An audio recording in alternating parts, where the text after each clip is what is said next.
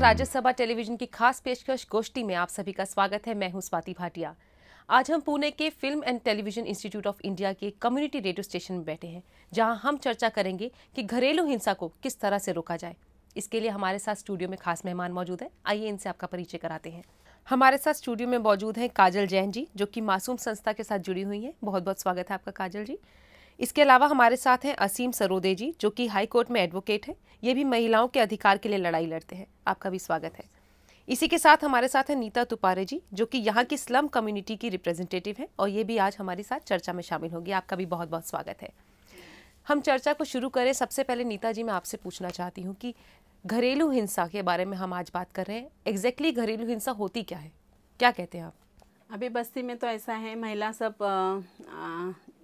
जिनका पति शराब पी के आता है, तो शराब पीने के बाद घर में आता है तो उसे उस महिला को उसका मार खाना पड़ता है। बच्चों के सामने गाली गलौज वगैरह वगैरह सब गंदे शब्द इस्तेमाल करके उसे बहुत अपमान सहना पड़ता है। हाँ, तो आपका कहने का मतलब है कि मतलब मारपीट की जाती है उनके साथ अपशब्द का इस्तेमाल किया जाता है। इसको आप घरेलू हिंसा में बोलते हैं। मैं आपसे पूछना चाहूँगी काजल जी, जब हम बात करते हैं घरेलू हिंसा की, तो मेजर केसेस यही आते हैं कि घर में पति ने पत्नी पर हाथ छोड़ा। क्या आपको लगता है कि हमारे समाज में, भारतीय समाज में, कि वो माइंडसेट चेंज नहीं कर पाया कि कोई बाहर की लड़की आई है तो उसको किस तरह से अडॉप्ट करना है? जी बिल्कुल, इसके पीछे जो आपने बात कही वो तो है ही, पर ख़ास तौर पे मैं जानना चाहूँगी इसकी जो जड़ें हैं वो हमारी जो पितृ सत्ता वाला जो समाज है, जहाँ पुरुष प्रधानता की बात होती है, उसको लेकर मैं कहती हूँ कि वो ज़्यादा महत्वपूर्ण बात है जिस पे हमें ध्यान देनी चाहिए। क्योंकि बच्चों में, एक परिवार में जब एक महिला और पुरुष या फिर आप कहें लड़का या लड़की, दोनों की जो अपब्रिंगिंग होती है वो एक अलग दृष्टिकोण से की जाती है। लड़कियां एक बोझ की तरह देखी जाती है और उन्हें ससुराल जाना है तो उन्हें सिखाया जाता है कि उनका ससुराल ही सब कुछ है, वहाँ सब कुछ सहन करना है, और जैसा कहा जाता है कि अर्थी उठने के बाद ही तुम्हें निकलना है। तो उस नज़रिए से ही उन्हें शिक्षा भी उतनी ही दी जाती है जितने में उनका घर का काम चल जाए, और इस तरीके से उनका पूरा जीवन जो होता है उन्हें हर अवसर से वंचित रखा जाता है। तो आपको क्या लगता है, एक समाज सेविका होने के नाते आपको क्या लगता है, आपकी एनजीओ ऐसा क्या काम कर सकती है या करती है कि काउंसलिंग करे, जिस तरह से ये जो एक गैप है, कम्युनिकेशन गैप है, उसे हटाया जाए? हमारा एक संवाद केंद्र है, और संवाद केंद्र जो है वो तालुका स्तर पे एक ऐसा काउंसलिंग सेंटर, या कहें कि सोशियो लीगल काउंसलिंग के लिए एक सेंटर स्थापित किया गया है, जहाँ पर जो महिला हिंसाग्रस्त होती हैं उन्हें वहाँ पर एक अवसर होता है अपनी बात बोलने का, और उन्हें फ्री ऑफ कॉस्ट, मतलब पूरे खुले वातावरण में वहाँ पैरा लीगल वर्कर्स हैं जिनकी तैयारी इस तरीके से की गई है कि वो महिलाओं के साथ एक बहुत ही अच्छे तरीके से बात कर सके और उनकी समस्याओं को समझ कर उन्हें सही काउंसलिंग कर सके। मैं आपसे जानना चाहूँगी असीम जी, हम बात कर रहे हैं काउंसलिंग की, हम बात कर रहे हैं कि घरेलू हिंसा होती है, कहीं ना कहीं कानून भी इसका एक अहम भागीदारी होती है कानून की, कि वो इन सब मामलों को रोक सके। मुझे लगता है कि कानून बहुत अच्छा है, लेकिन जो बोला जाता है कि कानून कितना भी अच्छा हो, उसका इम्प्लीमेंटेशन करने वाले अगर अच्छे नहीं हो तो शायद फिर कानून का असर नहीं पड़ता है। डोमेस्टिक वायलेंस एक्ट पहला कानून है जिसमें सभी पुरुषों का जो बिहेवियर है उसका ऑडिटिंग किया जाता है कि आप किस तरह का बर्ताव करते हैं दूसरों के साथ, आप किस तरह का मजाक करते हैं दूसरों के साथ, जो इंसल्टिंग होता है, जो बहुत बार ठेच पहुंचाता है मन को और दुख देता है दूसरों को। तो उत्पीड़न जो है कौटुंबिक हिंसा के तहत, उसके जो 4 भाग उन्होंने किए हैं वो बहुत देखने की बात है। ऐसे मुझे लगता है बहुत इम्पोर्टेंट चीज़ है कि उन्होंने कहा है कि मानसिक हिंसा एक होती है, दूसरी आर्थिक हिंसा हो सकती है, तीसरी लैंगिक हिंसा हो सकती है और शारीरिक हिंसा हो सकती है। अब तक हम देखते हैं कि सिर्फ शारीरिक हिंसा ही देखी जाती थी। पुलिस के पास अगर कोई महिला जाती थी तो बोलते थे कि आपको कहाँ लगा है, आपको कहाँ से खून निकला है। अगर खून निकला है तो बहुत ज़्यादा हिंसा गंभीर है, ऐसा समझा जाता था। लेकिन मानसिक हिंसा, लैंगिक हिंसा, जो लैंगिक अत्याचार और हिंसा औरतों के ऊपर होती है, जैसे अभी इन्होंने कहा कि हम अगर औरतों को और लड़कियों को सिर्फ वस्तु ही मानते हैं, तो जो वस्तुकरण हुआ है हमारे पूरे समाज में और हमारे परंपरा में, उसका हिसाब कौन देगा? तो उसका ऑडिटिंग करने वाला ये कानून है। इसलिए शायद कुछ पुरुषों को लगता है कि पुरुषों के खिलाफ है, लेकिन एक पुरुष होने के नाते, और मैंने एक किताब भी उसके ऊपर लिखी है, इसके लिए मैं आपको बताना चाहता हूँ कि ये पुरुषों के खिलाफ नहीं है, ये बर्ताव में बदलाव लाने के लिए है, और ये हिंसा के खिलाफ कानून है, जो स्त्रियों को एक आधार देता है, एक जगह देता है कि खड़े रहकर आप अपने हकों की बात कीजिए और संसार अच्छा करने की कोशिश कीजिए। तो किस तरह की सज़ा है इस कानून में, किस तरह का प्रावधान है इस कानून में? इस कानून में सज़ा का कोई प्रावधान वैसे नहीं है। सिर्फ इतना ही है कि अगर संरक्षण आदेश मिलता है और कोर्ट कहता है कि इस औरत को कोई तकलीफ़ किसी ने नहीं देनी चाहिए, ना किसी ने धमकी देनी चाहिए, और अगर उसका उल्लंघन होता है उसी वक्त उस पुरुष के ऊपर कार्रवाई हो सकती है, उसको सज़ा मिल सकती है, उसको अरेस्ट हो सकती है। नहीं तो ये वैसे देखा जाए तो सिविल टाइप का ये कानून है, जिसमें समझाने का बहुत स्कोप रखा है। यानी कि आप कह सकते हैं कि काउंसलिंग की जाती है बाकायदा। तो नीता जी, आप बताइए, जैसे आपकी कम्युनिटी में कुछ ऐसे केस हुए होंगे जो घरेलू हिंसा से जुड़े हैं, कुछ ऐसा एक आधा केस बताइए हमें। हाँ, बस्ती में तो बहुत सारी महिलाएं हिंसा का शिकार होती है। तो क्या वो कानून की मदद लेती हैं? कानून के पास जाने से डरती है।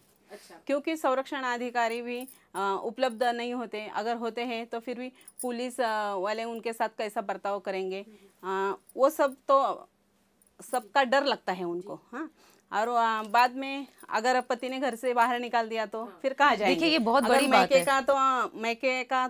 मैके के लोग बोलते हैं अभी शादी की है तो फिर तुम्हारा घर वही है, फिर वापस नहीं आने का। हाँ, तो एक डर रहता है। हाँ। तो आपको कितने केसेस आपके पास अभी तक आए हैं घरेलू हिंसा के जो खुल के सामने आते हैं?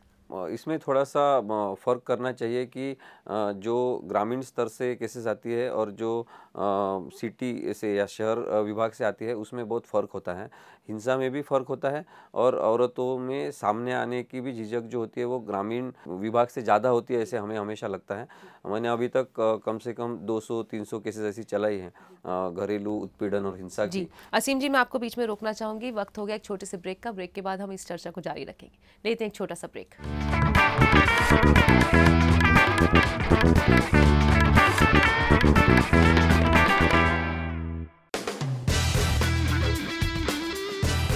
India and Vietnam have shared long and friendly relationship from decades. The bond between India and Vietnam is not only limited to its leaders. People on both sides are equally warm towards each other.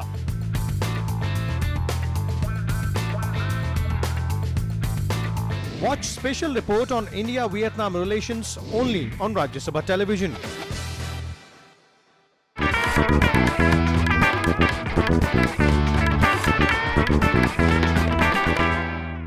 Break के बाद एक बार फिर आप सभी का स्वागत है गोष्ठी में। आज हम बात कर रहे हैं घरेलू हिंसा को किस तरह से रोका जाए। अभी हम ब्रेक से पहले आपसे बात कर रहे थे कानून की, उसकी इम्प्लीमेंटेशन की। हम आपसे ये जानना चाहते हैं कि कहीं ना कहीं ये बात सच है कि महिलाओं को डर है, क्योंकि घरेलू हिंसा जुड़ी हुई है। उनको ये डर होगा कि आज तो मैं कंप्लेंट कर दूंगी, हो सकता है आज सज़ा भी हो जाए, लेकिन वापस घर में ही आना है, क्योंकि अगर वो पति को भी छोड़ दे, परिवार टूट जाए, तो वो भी सही नहीं है। तो आपको लगता है कि आपका कानून जो है इस तरह की कोई गारंटी देता है कि आप अगर शिकायत करती हैं उसके बाद भी आपका परिवार टूटेगा नहीं, हम संभाल लेंगे, ऐसा कुछ है प्रावधान? हाँ, ये एक कानून बहुत वैशिष्ट्यपूर्ण है, जिसमें ये गारंटी दी जाती है औरत को कि जिसे संरक्षण आदेश या प्रोटेक्शन ऑर्डर कहते हैं, वो अगर प्रोटेक्शन ऑर्डर पास होता है और वो औरत को उसका प्रोटेक्शन मिलता है, तो संबंधित जो पुलिस होते हैं उनको भी, संरक्षण अधिकारी होते हैं उनको भी ये बताया जाता है कि जब कभी इस औरत की कोई तकरार या कोई कंप्लेंट आए तो आप उसके ऊपर उनको संरक्षण देना आपने ज़रूरी है। लेकिन मुझे ये बताते हुए बहुत दुख होता है कि इसका इम्प्लीमेंटेशन अच्छी तरह से नहीं होता है। यानी पूना में ही ऐसी घटना घटी है कि एक केस में संरक्षण आदेश पारित होने के बाद भी उसका इम्प्लीमेंटेशन पुलिस ने नहीं किया, क्योंकि वो घरेलू हिंसा को गंभीरता से लेते ही नहीं हैं। तो उन्होंने कहा कि क्या घर का ही मामला है, आप सुलझा लीजिए। उसने कहा कि मेरे पास तो प्रोटेक्शन ऑर्डर है, आप मेरे हस्बैंड को बताइए कि वो अभी भी मुझे धमकाता है। तो उन्होंने कहा कि नहीं, आप घर में ये सुलझा लीजिए, इसमें कुछ पुलिस में आने की ज़रूरत नहीं है। लेकिन 2 दिन के बाद उसी हस्बैंड ने उस औरत को कॉन्ट्रैक्ट किलर या सुपारी देके, जो आदमी मारते हैं उनको सुपारी देके उस औरत का मर्डर करवाया। तो मुझे लगता है कि हमने जितना गंभीरता से इम्प्लीमेंटेशन के बारे में सोचना चाहिए वो अभी तक नहीं सोचा है। और कौटुंबिक हिंसा के बारे में तो ये सिर्फ औरतों का सवाल है ऐसे समझ के उसको दुर्लक्षित किया जाता है, जो बहुत गलत है। और उसमें से हिंसा का जो एक सर्कल है वो बड़ा होते जाता है, बढ़ते जाता है, सर्कल में सर्कल आते हैं और फिर औरत उसमें से बाहर नहीं निकल पाती, ऐसी स्थिति आती है, ऐसे मुझे लगता है। आपको क्या लगता है काजल जी, आपकी संस्था इस तरह से क्या मुहिम निकाले कि जो इन्होंने बताया कि औरतें एक तो डर के मारे बाहर नहीं आ पाती हैं, उसके बाद उनको ये भी कहीं ना कहीं डर रहता है कि हमें प्रोटेक्शन मिलेगी नहीं मिलेगी, और पुलिस भी इस मामले को बहुत गंभीरता से नहीं लेती है। तो आपको क्या लगता है क्या इसके मामले में आप कर सकते हैं? गांव स्तर पे हम आधार गट एक होता है जो तैयार करते हैं, जहां पर जो गांव में रहने वाले पुरुष हैं और महिला हैं जो संवेदनशील हैं या जो नहीं हैं पर उन्हें संवेदनशील किया जा सकता है, ऐसे लोगों को, ऐसी महिलाओं को लेकर हम वहाँ पर उनके संरक्षण के लिए एक तैयारी करते हैं। मतलब इन लोगों को हम प्रशिक्षण देते हैं, घरेलू हिंसा पे उनकी काउंसलिंग करते हैं, उनको संवेदनशील करते हैं। और जब महिला पे इस तरीके का कुछ भी प्रॉब्लम आता है कि रात को मान लीजिए उसके ऊपर हिंसा हो रही है या किसी तरह की परेशानी है, तो वो इन लोगों को इमीडिएट कांटेक्ट कर सकती है और ये लोग अपने घर में उन्हें रख सकते हैं, उस समय उनकी मदद करते हैं। यहाँ तक कि घर वालों के साथ महिला को हिंसा से उस घर से निकालना उस समय पे, और घर वालों को वहाँ पर बताना कि ये गलत कर रहे हैं, आप ऐसा नहीं कर सकते हैं। तो जो बीच की कड़ी होती है कि वो एक वहाँ से घर में उस समय बचकर और फिर बाकी के जो माध्यम है जिन तक उसे पहुँचना है वहाँ तक पहुँच पाए, वहाँ के लिए ये आधार कार्ड बहुत महत्वपूर्ण भूमिका निभाता है। और ऐसे बहुत सारे केसेस में जैसे कि, और हम साथ में महिला को जब काउंसलिंग करते हैं तो दूसरा है माध्यम हमारे पास फिर संवाद पे पहुँचना। संवाद केंद्र पे पहुँचने के बाद उन्हें फ्री जो लीगल सपोर्ट होता है, लीगल एडवाइस भी दी जाती है। वहाँ परिवार के लोगों को पत्र के माध्यम से बुलाया जाता है, उनसे अलग से बात की जाती है। महिला से तो बात की ही जाती है, उसके पति के साथ की जाती है, फिर महिला और पति के साथ बात की जाती है और वहाँ उस समस्या को समझा जाता है और फिर उसकी राय लेकर कि कौन सी आगे आपको कानूनी, अगर आप दायर करती हैं, रिपोर्ट करती हैं, तो फिर किस तरीके की प्रक्रिया से जाना पड़ेगा, आप लोग अब क्या डिसाइड करते हैं। तो इस तरीके से जैसा कि सरोदय जी ने कहा कि बहुत स्कोप है इस कानून के अंतर्गत बात करने का, वहाँ हम वो सब कोशिश करते हैं। बात की हुई है, काउंसलिंग करते हैं, बाकायदा उनको बिठाते हैं और कोशिश करते हैं कि उनका घर ना टूटे और वो हिंसा से बच भी जाए। अच्छा नीता जी, मैं आपसे जानना चाहूंगी, आपकी कम्युनिटी में इस तरह के केसेस ज़्यादा होते हैं, आपको क्या लगता है क्या रीज़न है उसके पीछे? दहेज है या कि सिर्फ ये कि पीने के बाद हस्बैंड ने अपने पत्नी को मारा है? क्या आपको लगता है इसमें? अभी देखिए 10 सालों से हम स्वयं सहायता बचत गट से जुड़े हैं। अभी जब बचत गट के माध्यम से जुड़े हैं तो सब महिलाएं इकट्ठा आनी शुरू हो गई है, संगठन हो गया है। संगठन होने के बाद अभी हम भी ऐसी कोशिश करते हैं कि कोई लॉयर बस्ती में आए, वो महिलाओं को जो कौटुंबिक हिंसाचार के मामले में जो कायदे बनाए हैं, जो अभी GR जो निकलते हैं उसका पता चले सब महिलाओं को। ऐसे हम भी बचत गट के माध्यम से सब महिलाओं को पता करते हैं, काउंसलिंग करते हैं। तो अभी महिला जो पीड़ित महिला है वो हमारे पास आती है, हमें बताती है उसके घर में क्या होगा है। लेकिन अभी किसी NGO वगैरह कुछ हम भी बुलाते हैं संस्था के, तो उनको वो बताने से डरती है। क्योंकि इसका वो घर की मराठी में एक म्हण आहे की झाकली तर लाखाची नाही तर नाही का, तसं ते वैसा उनको लगता है कि अपने घर की बात है, अपने तक ही सीमित रखना। अगर सहना पड़ता है तो मुझे सहना पड़ता है। मेरा पति अच्छा है, हाँ थोड़ी सी दारू पीता है उसके लेकिन मेरा पति अच्छा है, लेकिन वो अच्छा है, मेरा घर अच्छा है, मेरे बच्चों के लिए वो सब सहन करती है जी। कितना भी उसे दुख पड़ता है, काम करना पड़ता है। काम करने के बाद अगर घर आते हैं तो खाने से पहले अगर उन दोनों का झगड़ा होता है, वो भी खाता नहीं, वो घर को भी किसी बच्चों को भी खाना नहीं देता।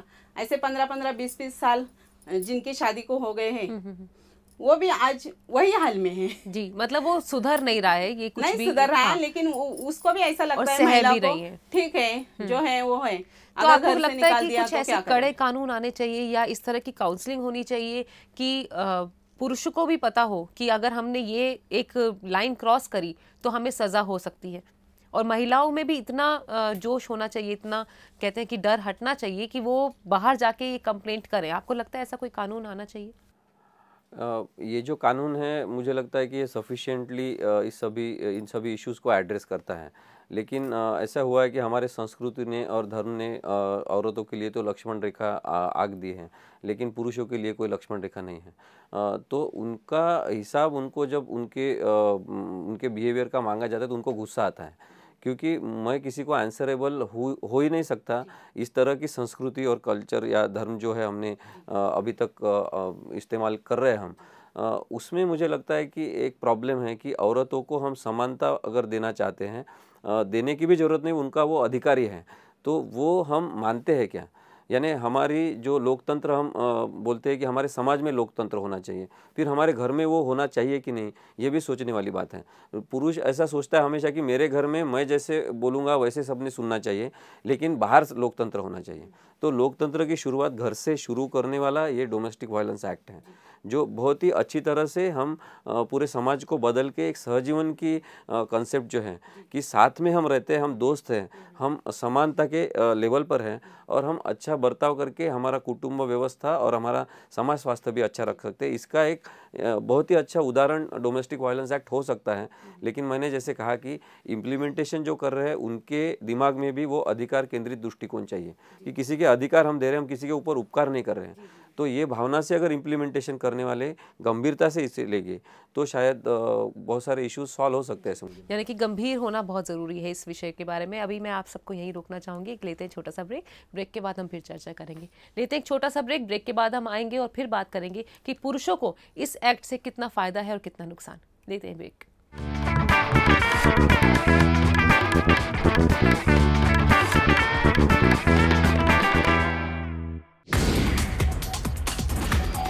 Every big issue.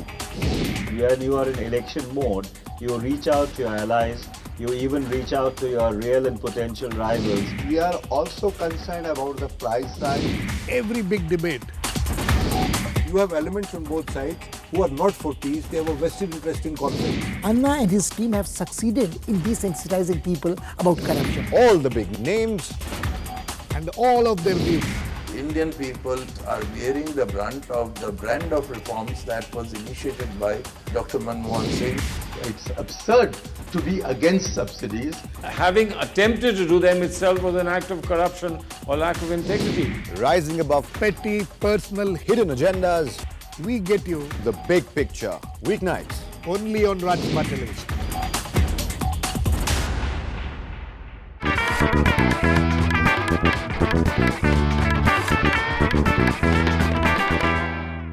ब्रेक के बाद एक बार फिर आप सभी का स्वागत है गोष्ठी में। आज हम चर्चा कर रहे हैं घरेलू हिंसा को किस तरह से रोका जाए। हमने अभी तक बात की कि किस तरह के कानून हैं, महिलाएं सामने नहीं आ रही हैं, काउंसलिंग की ज़रूरत है। लेकिन क्या, मैं आपसे जानना चाहूँगी, आपके पास भी कई ऐसे केसेस आए होंगे जो शायद फ्रॉड भी हो सकते हैं। आपको लगता है ऐसी महिलाएं भी हैं आज के ज़माने में?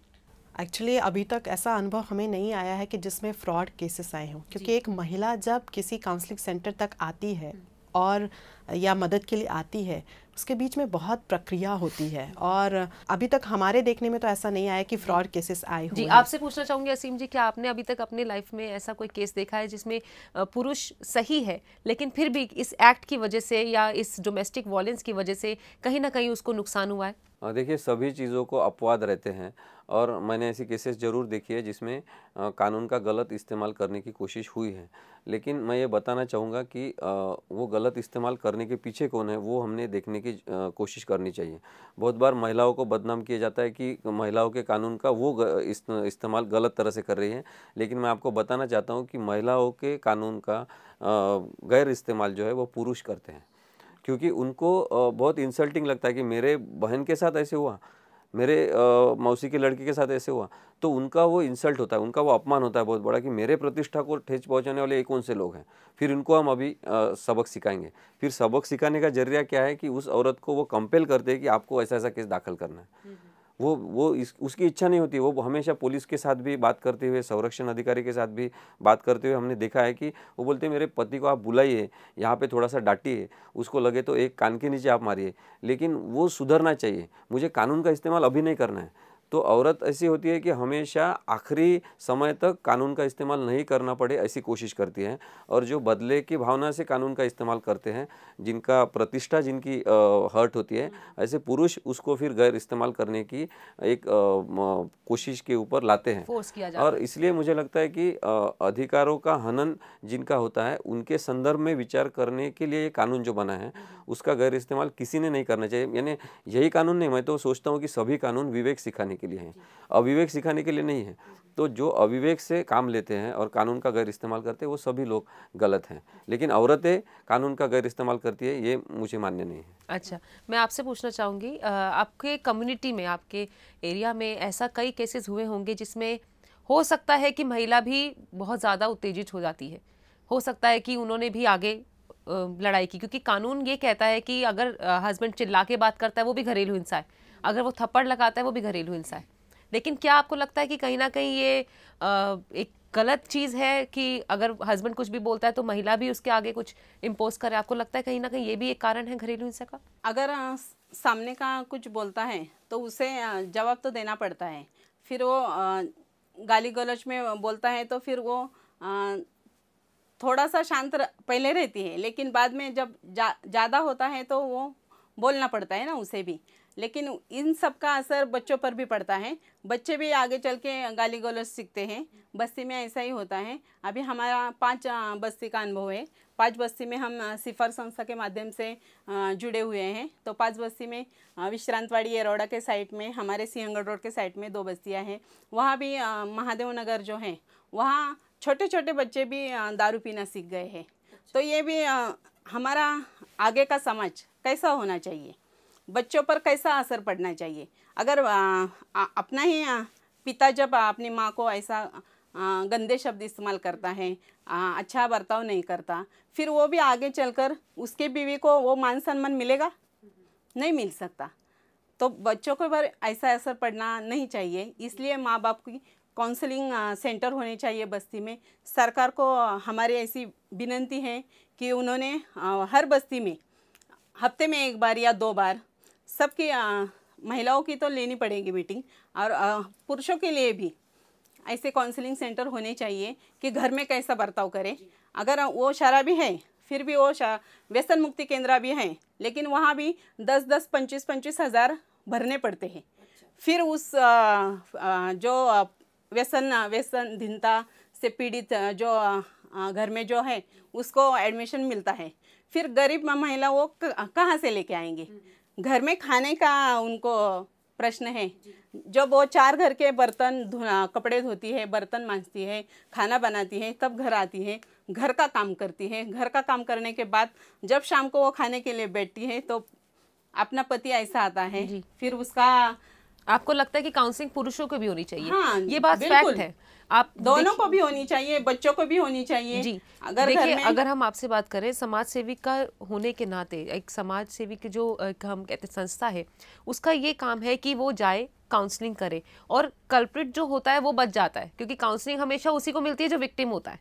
तो आपको लगता नहीं कि ऐसा भी कुछ आप काउंसलिंग का शुरू कर सकते हैं जो जाके करें, वहाँ आपको बुला के नहीं? इसके लिए हम लोग 2 तरीके से काम करें। एक तो ये हमने मानी करा है कि व्यवस्था में जब तक आप बदल नहीं लाते हैं और जो पुरुष प्रधान सत्ता जो सोच है, सत्तात्मक सोच जो लोगों में भरी है, उसको आप ख़त्म नहीं करते, तब तक आप किसी भी तरह की हिंसा, सिर्फ डोमेस्टिक वायलेंस नहीं, हर तरह की हिंसा को आप नहीं रोक पाएंगे। तो इसके लिए 2 तरीके से काम ऐसा है कि लोगों के बीच जाकर कैंपेन, अवेयरनेस कैंपेन जिसको कहते हैं, जन जागृति करना बहुत ज़रूरी है, जो हम करते हैं। 15-15 दिन के हमारे 15 वाड़े होते हैं जिसमें कि जाकर गाँव के लोगों के बीच में नाटक के माध्यम से या अलग अलग पैम्पलेट के माध्यम से उनसे चर्चा की जाती है, बात की जाती है विषय पे।